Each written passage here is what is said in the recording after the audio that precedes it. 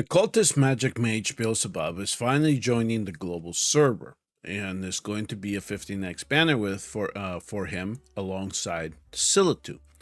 So for my American friends who are we are waiting to see what happens when it comes to our ability to access the game here in the future. As I record this video, is 72 days, so we're still waiting for a message from Muntan to really get an understanding of what's going to go on.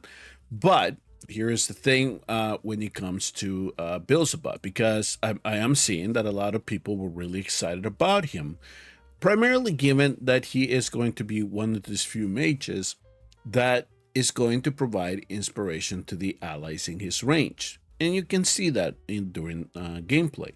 He applies a 50% inspiration if you do decide to invest the crystals on him. And not only that, he also has a very low cost for a mage, is 10. Additionally, though, one of the things that I liked about him more than anything else is his putreflies, and then that slow mechanic that he is applying to his enemies. Not necessarily the slow that is being here described in the talent, which is a 50% slow, but the slow that is being provided in the ultimate. This one here is 75%. So in the showcase that I did with him about 4 months ago, and this is why this is not really a showcase video. This is just me providing you my thoughts on the hero and whether you should think about pursuing him. And for my American pals, especially given the uncertainty in the game, and whether you just want to YOLO your crystals now or wait and maybe saving them up and then hope that we get some positive resolution through for the game, then you can feel confident that you can hold off for a better banner in the future. So what I wanted to show you here is my my gallery here in terms of my channel and the videos that I have done in the past. And you can see here 4 months ago I did a Beelzebub showcase, and ironically at that time, at the same time, AMR 19 and 19 to 22 were introduced to the Forerunner server.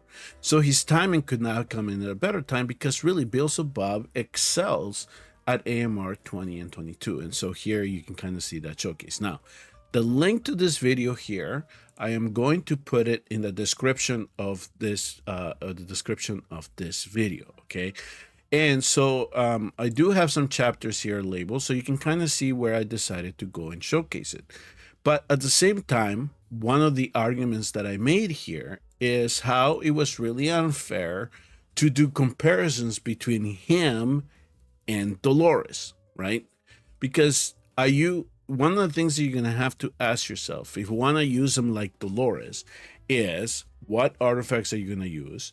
And not only that, which set are you going to put him in? Because I can tell you right now, from the damage test that I did on him, he's not a great damage dealer. He'll do a little bit of damage. He'll definitely help out. But no, he is there to set up your stronger DPS units.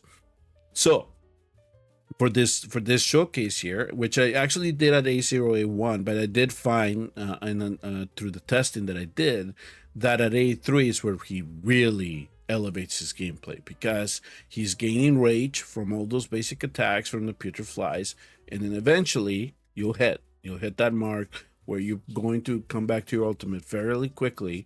You're going to be able to time things a lot better, and you're going to be giving inspiration to your heroes almost constantly, okay?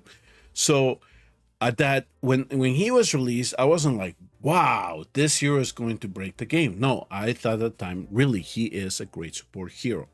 So again, I'm going to post the link to this video in the description if you want to go see it. Probably other content creators are covering him now more extensively.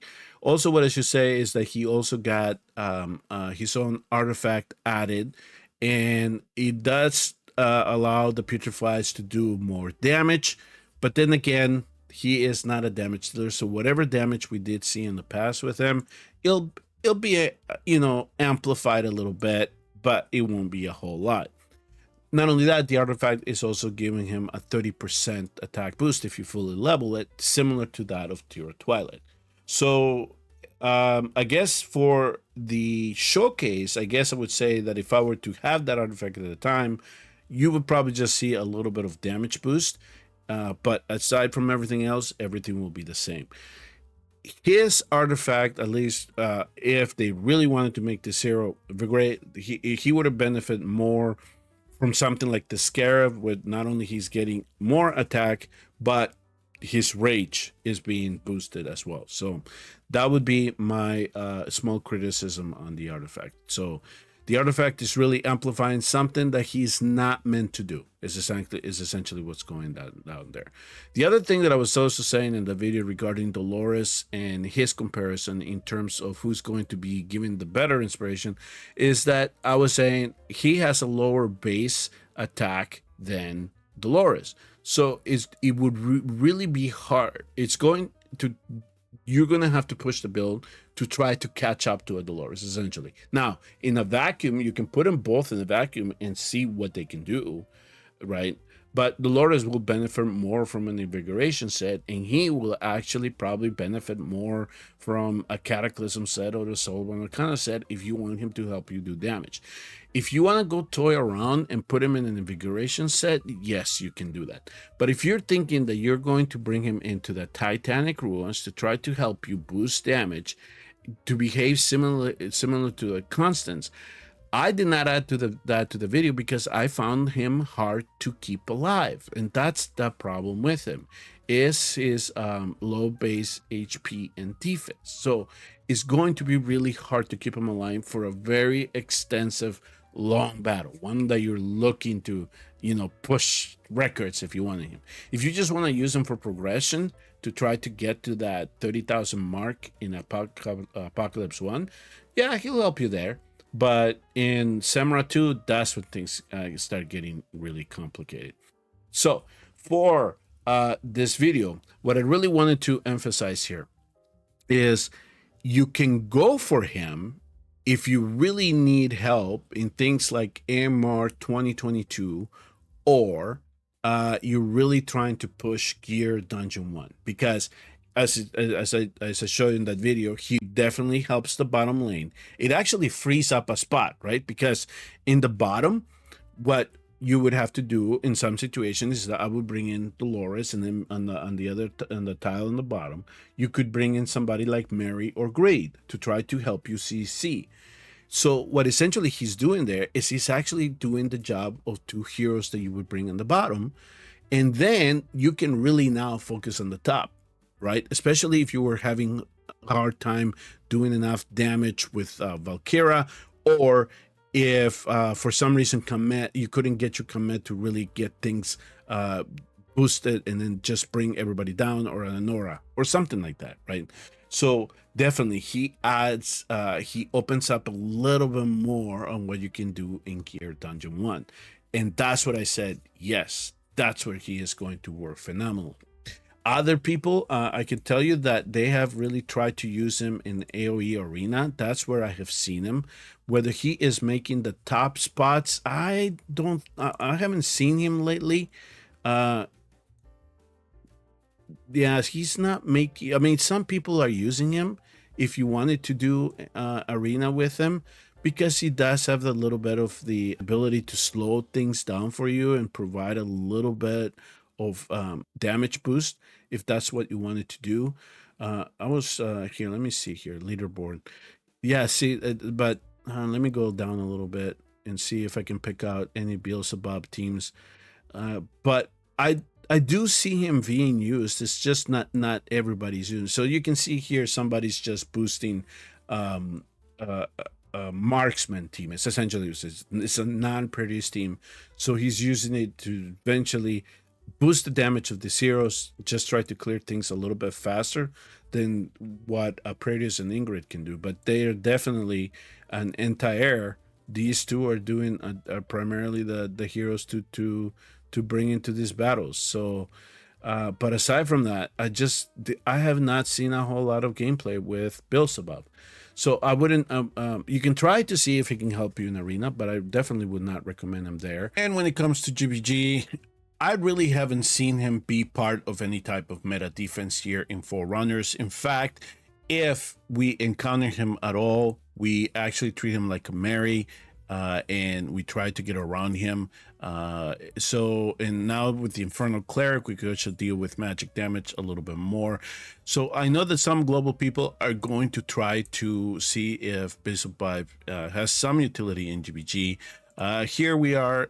My guild in Forerunners is currently going against one of the top 3 guilds in GvG here in the game in terms of gameplay and defenses, and I can tell you that even they do not use somebody like Beelzebub for this type of setups at all, especially here with the new maps. Even though they're longer and they're bigger, that you would think that you would use somebody with that type of range, but we're not seeing that. And in some of the situations where I have encountered Beelzebub defenses, we haven't, they haven't been that impressive. You can easily get around it. You can bait the ult, and the type of boost that he gives the heroes really is not allowing them to get too differentiated. So I would say, you can try it, but it has to be a really highly awakened hero, especially if you want to play him in Overlord. That would be kind of the recommendation that I can give you. Is it would be, I guess, all depending on tier. It depends on the type of people that you're going up against. It depends the type of defense that you're putting him in. But overall, when it comes to the actual gameplay of GvG, he's not meta, and he hasn't been, and he's not impressive when we do encounter. In terms of gear raids, 1, of course, you're going to want to use them there. Gear Dungeon 1 would be the other one. And Artifact Material Raid, at least with the first couple of stages, we only have 1 platform, so we don't really need to worry about that. 20 and 22 is where he really will help, and that's what I showed in that video there. In Immortal Codex, I haven't picked out any situation there yet where he is going to help in terms of boosting damage. I will tell you though that in the test server, I did put him to see if he could clear one of the lanes in the Phantasmal Nightmare, and sure enough, he did it. He was able to manage that. So you could possibly do in there if you need a little bit of AoE damage. But once it rotated out to the Lord of Sticks, at that shield against the Lord of Sticks, he really didn't give me anything that I needed for that. So I had to make sure that I brought other heroes along that could help me battle the Lord of Sticks, and then he just went on the bench for that second part of it. But if you build him with a little bit of damage, at least in that content, he'll be able to clear that. He'll definitely do good in Tide and Faction Trials if you need him to help you there. So what I would say in terms of whether you are thinking about whether you want to pursue him, I would say look at your account closely and then ask yourself if he will add something that you already have, right? Can you really, if you're trying to clear Gear Dungeon 1 stages 9 and 10, do you really need him? Or can a Merry Greed combo with Dolores be enough to help you do that?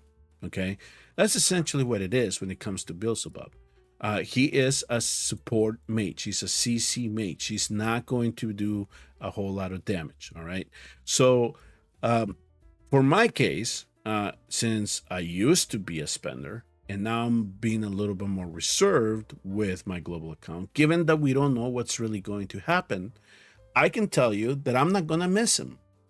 There's nothing to fear, I guess is the way to put it. So you don't have to play to the FOMO if you don't want at the moment.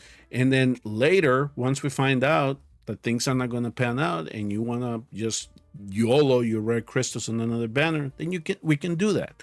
But at this time, I would say don't worry too much about pushing for this guy.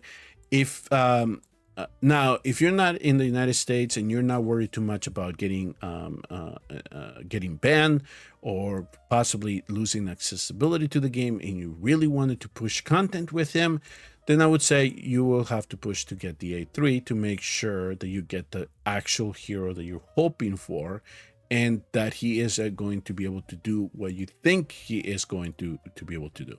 But aside from that, just think of him as a support hero. Don't expect too much out of him. Be tame in your expectations if you do add him to your account, because that's essentially what it is. And like I said, for those of you that have not watched this last week's wars going on, if you are going to be adding as much value as you are adding to Beelzebub because of what he's offering in his kit, one of the things that I said was, then why aren't you giving Dursa the same? Okay, because that's essentially what these two guys are. They are supposed to be ally buffers, and that's their role. That's exactly how their kits were meant to be. Here's the only difference between Dursa and him, is that he also then does summons. So there's something else that is doing damage on the field. And so that is part of his, of his kit, that Putreflies. Not only that, if the rumors are correct, we have a Nora apparently coming in again as a limited.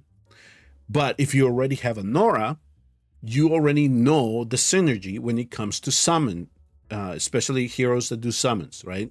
If you team him up with somebody like a Nora will boost the summons of these other heroes. In this case here being Beelzebub's Putreflies. Not only that though, he actually, for some reason, is able to buff Nora and Lavore in comparison to everything else that we know. So Dolores doesn't buff him, but for some reason, at least in the game code right now, he's able to buff him. I imagine that might get fixed, but at least there's a synergy there. And I see why now the rotation as to how those banners might be appearing. Beelzebub first and then Nora comes in later, because these two do synergize very well. I hope that little bit of advice helps you decide on whether you're going to go and try to push it for him. Again, I would not encourage any spending at all right now, given the uncertainty. So make the best decision for your account as it stands right now. Thank you all very much for tuning and watching. I will see you all in the next Watch Your Realms video. And do please hit like and subscribe on your way out.